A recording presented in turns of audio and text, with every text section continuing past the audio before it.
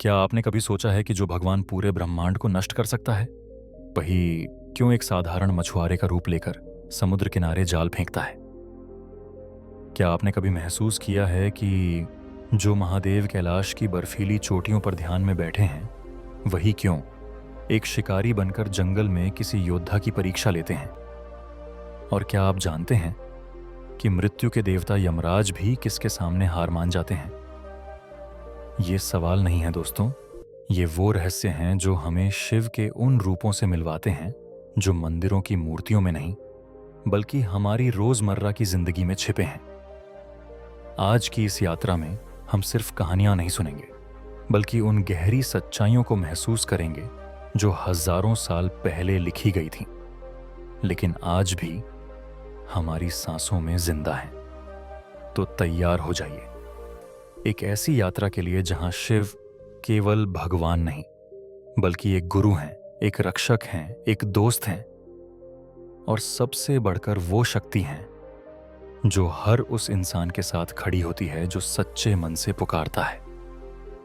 तो चलिए शुरू करते हैं वहां से जहां से महाभारत की सबसे गहरी शिक्षाओं में से एक शुरू होती है।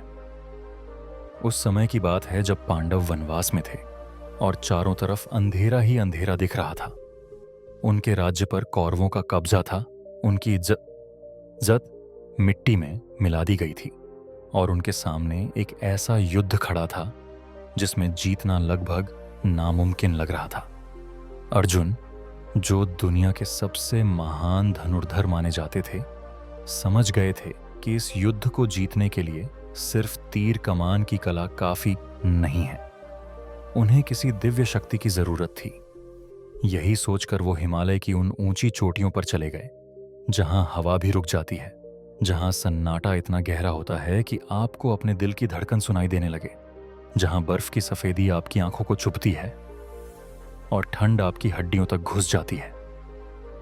अर्जुन ने वहां एक जगह चुनी और शुरू कर दी अपनी तपस्या। लेकिन ये कोई साधारण तपस्या नहीं थी दोस्तों, ये थी आत्मा को गलाने वाली तपस्या। एक ऐसी साधना जिसमें शरीर धीरे धीरे खत्म हो जाता है, लेकिन संकल्प और मजबूत होता जाता है। दिन बीतते गए, हफ्ते बीतते गए, महीने बीतते गए। अर्जुन का शरीर कमजोर होता गया, उनकी त्वचा पर झुर्रियां पड़ने लगीं, उनकी आंखें धंस गईं, उनकी हड्डियां दिखने लगीं, लेकिन उनका मन नहीं टूटा। वो खाना भूल गए, पानी भूल गए, सर्दी गर्मी सब भूल गए। बारिश में भी वो वैसे ही बैठे रहे, धूप में भी वैसे ही खड़े रहे, बर्फ गिरती रही तो भी उन्होंने अपनी जगह नहीं छोड़ी। उनके मन में बस एक ही विचार था कि शिव को प्रसन्न करना है, उनसे पाशुपतास्त्र हासिल करना है, जो दुनिया का सबसे शक्तिशाली अस्त्र था। एक ऐसा दिव्यास्त्र जिसके सामने कोई भी शत्रु टिक नहीं सकता था। लेकिन दोस्तों, यहीं पर कहानी का असली मोड़ आता है, क्योंकि शिव कभी भी सीधे सीधे किसी को वरदान नहीं देते। वो पहले परखते हैं कि सामने वाला सिर्फ शक्ति चाहता है या शक्ति के साथ विनम्रता भी रखता है। वो देखते हैं कि तपस्या सिर्फ दिखावे के लिए है या दिल की गहराई से हो रही है। वो जांचते हैं कि इंसान अपने अहंकार को छोड़ने को तैयार है या नहीं। एक दिन जब अर्जुन ध्यान में बैठे थे, उनकी आंखें बंद थीं, उनकी सांसें शांत थीं, उनका मन एकदम स्थिर था। तभी अचानक एक जंगली सूअर की आवाज सुनाई दी। वो सूअर बहुत ही खतरनाक और आक्रामक था और वो सीधा अर्जुन की तरफ दौड़ता हुआ आ रहा था। अर्जुन ने तुरंत अपनी आंखें खोली, अपना गांडीव धनुष उठाया और बिना एक पल गंवाए एक तीर चला दिया। तीर सीधा जाकर सूअर के सीने में घुस गया, लेकिन उसी क्षण एक और तीर भी उसी सूअर में जाकर लगा। अर्जुन चौंक गए। उन्होंने चारों तरफ देखा तो थोड़ी दूरी पर एक किरात यानी जंगली शिकारी खड़ा था। उसकी त्वचा सांवली थी, उसके बाल खुले हुए थे, उसके शरीर पर सिर्फ पशुओं की खाल थी। उसके हाथ में एक धनुष था और उसके चेहरे पर एक रहस्यमयी मुस्कान थी। अर्जुन ने सोचा कि यह कोई साधारण शिकारी है जिसने गलती से उनके शिकार पर तीर चला दिया। वो उसके पास गए और बोले कि ये सूअर मैंने मारा है, ये मेरा शिकार है। लेकिन वो किरात ही बोला, नहीं, मैंने इसे मारा है, ये मेरा शिकार है। अब दोस्तों, यहां पर अर्जुन के मन में थोड़ा गुस्सा आ गया। वो सोच रहे थे कि मैं कौन हूं? मैं अर्जुन हूं, मैं दुनिया का सबसे बड़ा धनुर्धर हूं, और ये कोई जंगली शिकारी मुझसे बहस कर रहा है। तो उन्होंने कहा, देखो, मैं यहां तपस्या कर रहा हूं, ये इलाका मेरा है और ये शिकार भी मेरा है, तुम चले जाओ यहां से। लेकिन वो किरात टस से मस नहीं हुआ।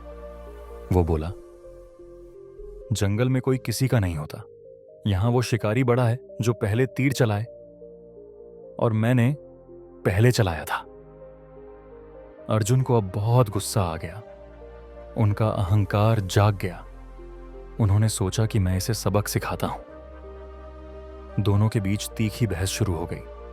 बहस इतनी बढ़ गई कि दोनों ने अपने अपने धनुष उठा लिए, और फिर शुरू हो गया एक ऐसा युद्ध जो इतिहास में अमर हो गया। अर्जुन ने अपनी सारी ताकत लगा दी।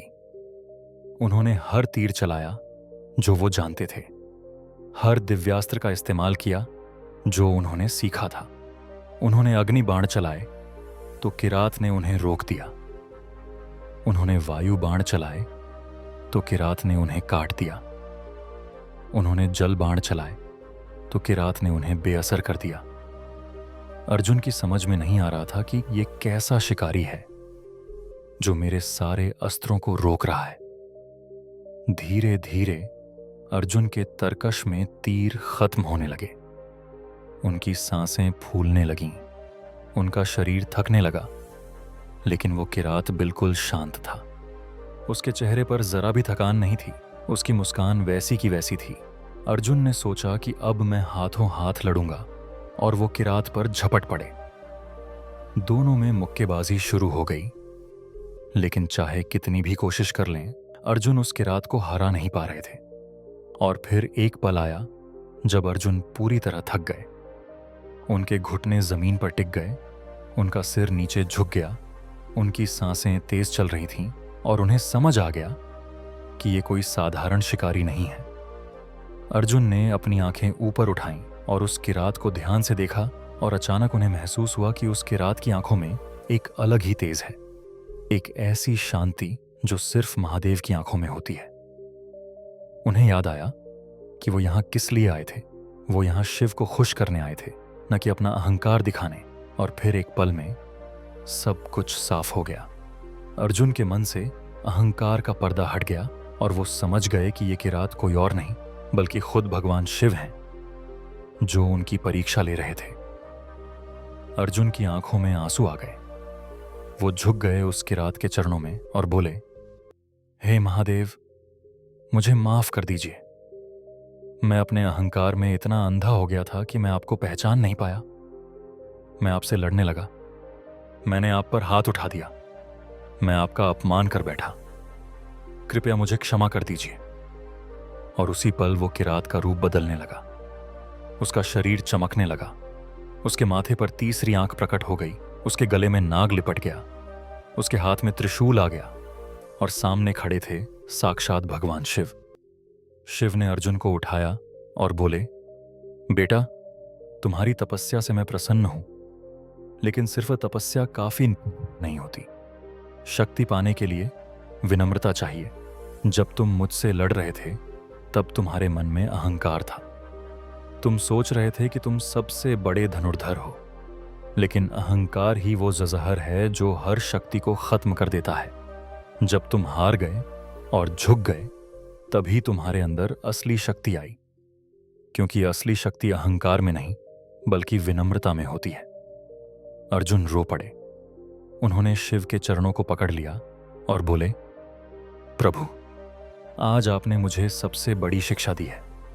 मैं समझ गया कि युद्ध जीतने के लिए सिर्फ अस्त्र नहीं बल्कि सही मनोभाव चाहिए। शिव मुस्कुराए और उन्होंने अर्जुन को पाशुपतास्त्र दिया, वो दिव्यास्त्र जो पूरे ब्रह्मांड में सबसे शक्तिशाली था।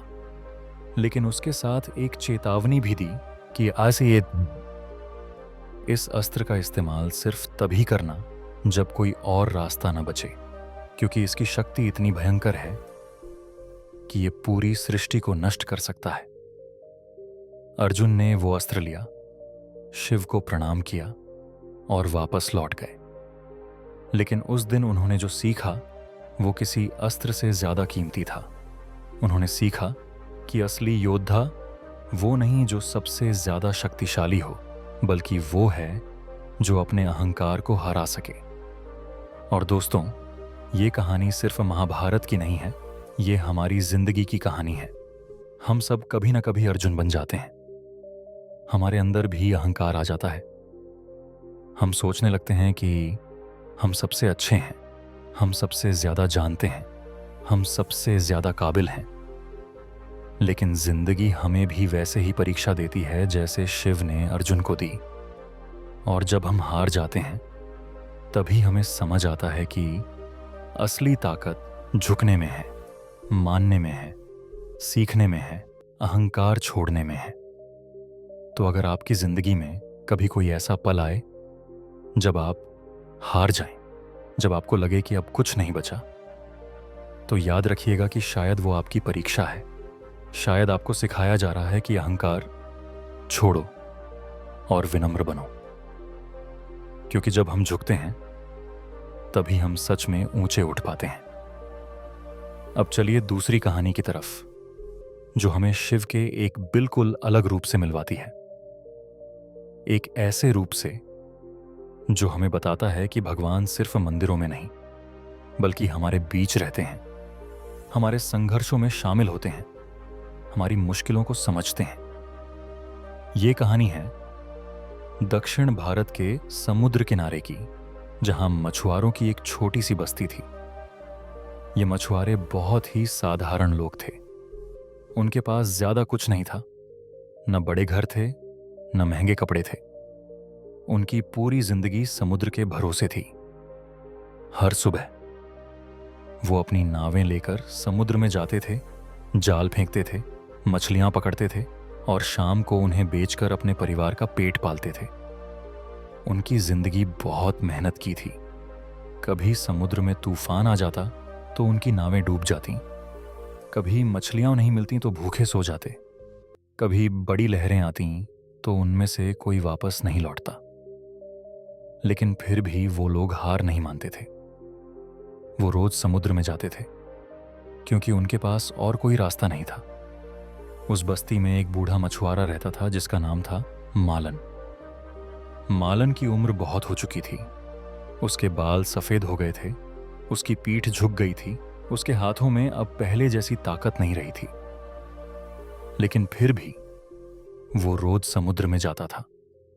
उसकी एक छोटी सी नाव थी, एक पुराना सा जाल था और एक ऐसा दिल था जो शिव में पूरा विश्वास रखता था। मालन को पढ़ना लिखना नहीं आता था।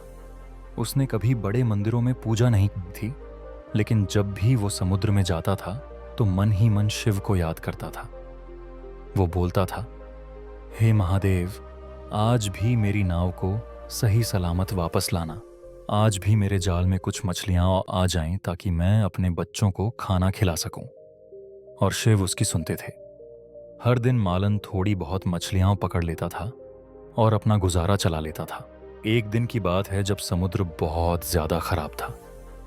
आसमान में काले बादल छाए हुए थे, हवाएं तेज चल रही थीं, लहरें ऊंची हो रही थीं। बस्ती के सारे मछुआरे डर गए। उन्होंने सोचा कि आज समुद्र में जाना खतरनाक है, तो किसी ने नाव नहीं निकाली। लेकिन मालन के घर में खाने को कुछ नहीं था।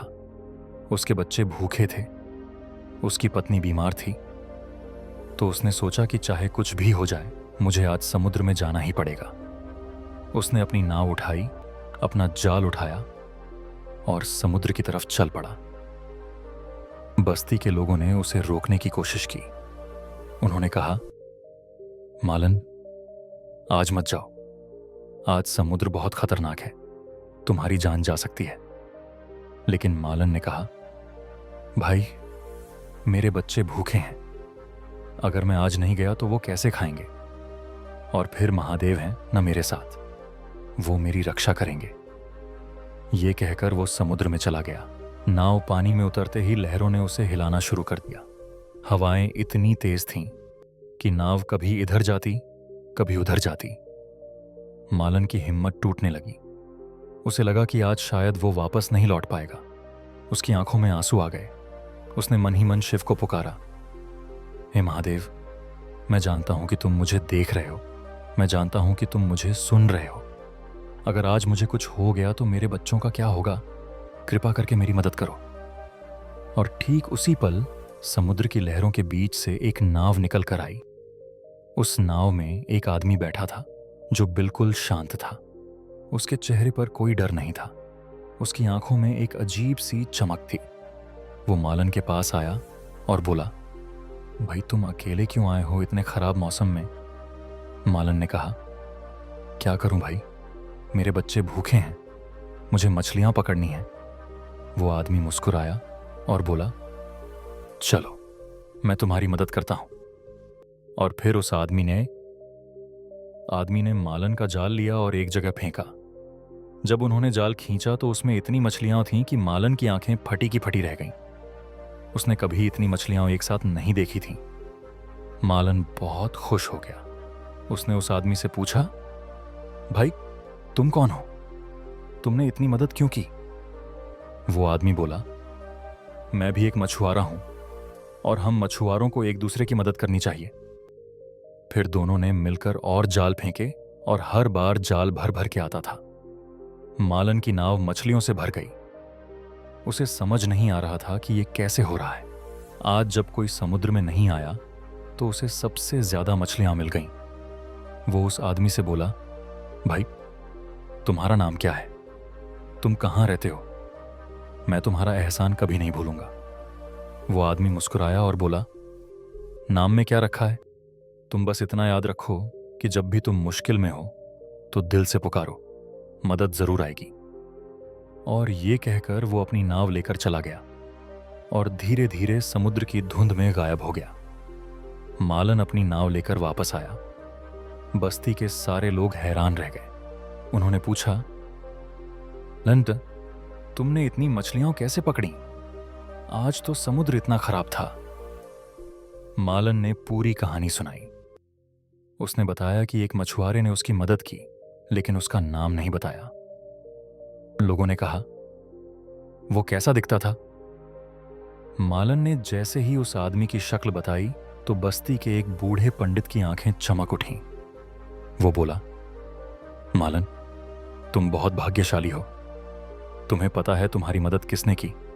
वो कोई साधारण मछुआरा नहीं था, वो खुद भगवान शिव थे। मालन के पैरों तले जमीन खिसक गई। उसकी आंखों में आंसू आ गए। उसने सोचा, मैं कितना मूर्ख हूं। मैं महादेव के साथ था और मुझे पता भी नहीं चला। मैंने उन्हें धन्यवाद तक नहीं कहा।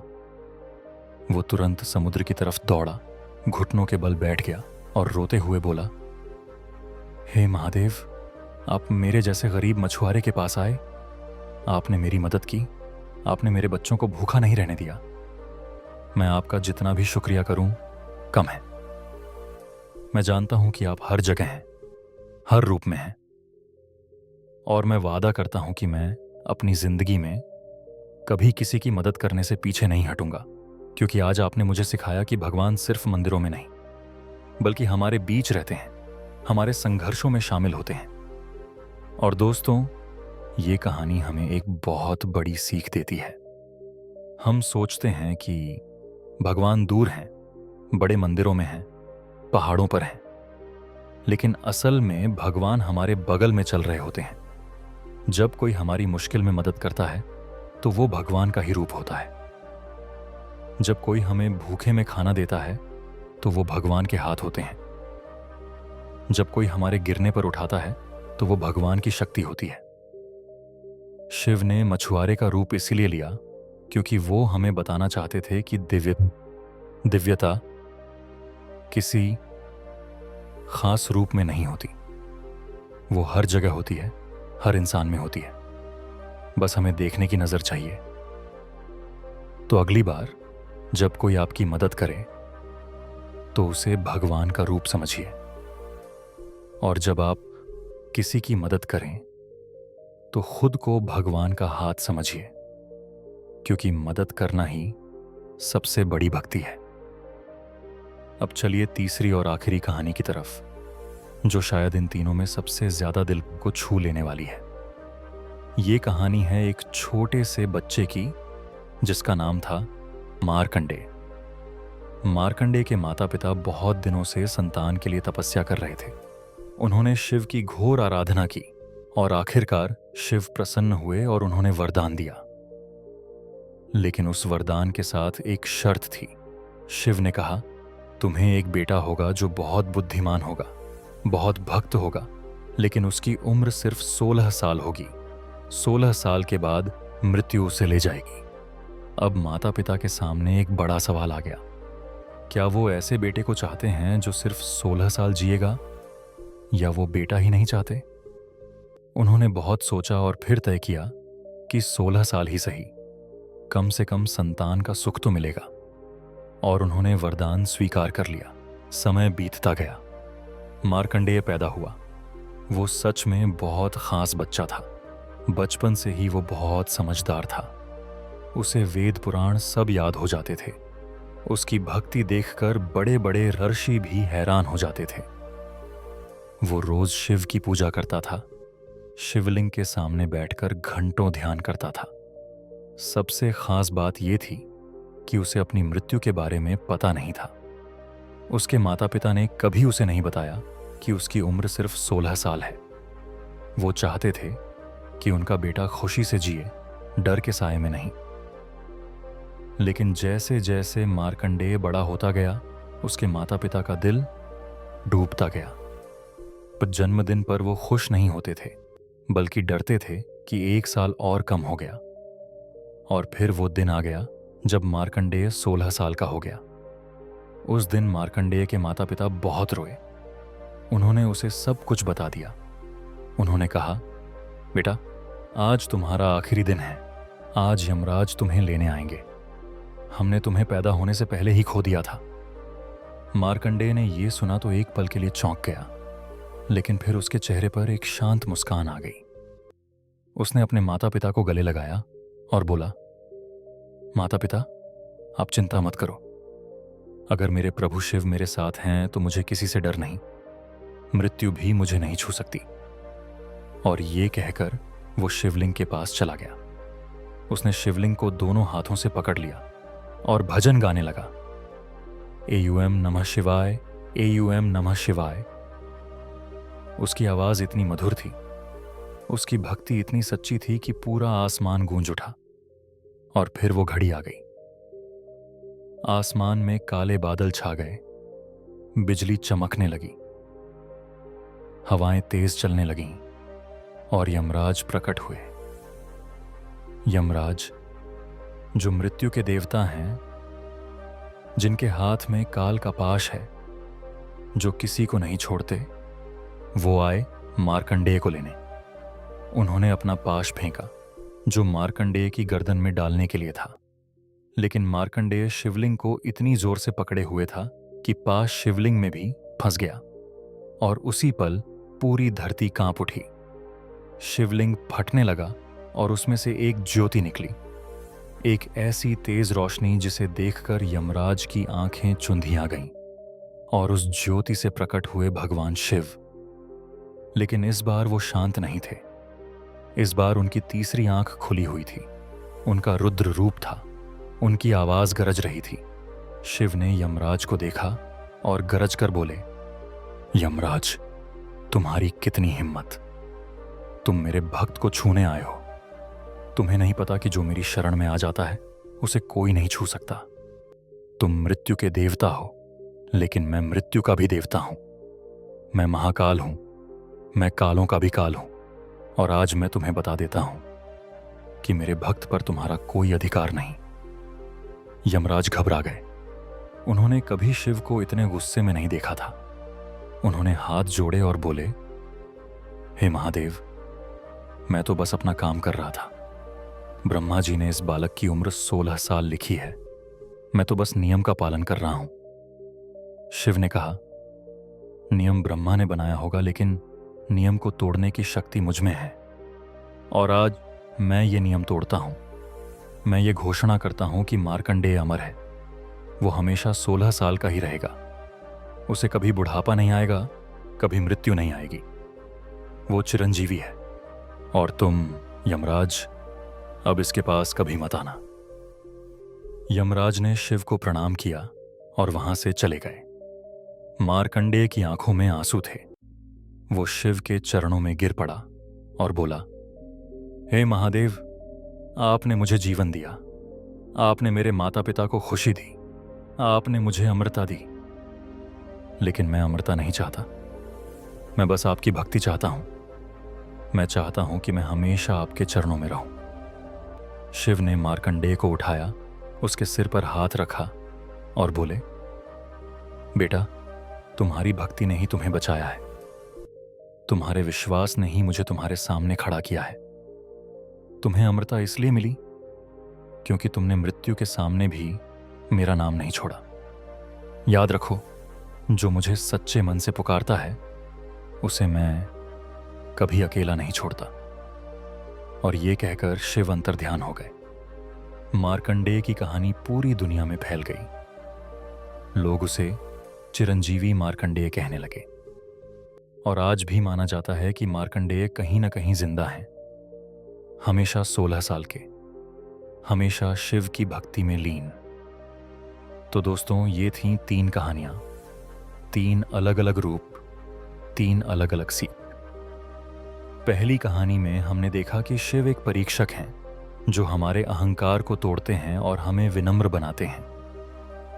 दूसरी कहानी में हमने देखा कि शिव एक साथी हैं जो हमारे संघर्षों में हमारे साथ खड़े होते हैं। और तीसरी कहानी में हमने देखा कि शिव एक रक्षक हैं जो अपने भक्तों के लिए ब्रह्मांड के नियमों को भी तोड़ सकते हैं।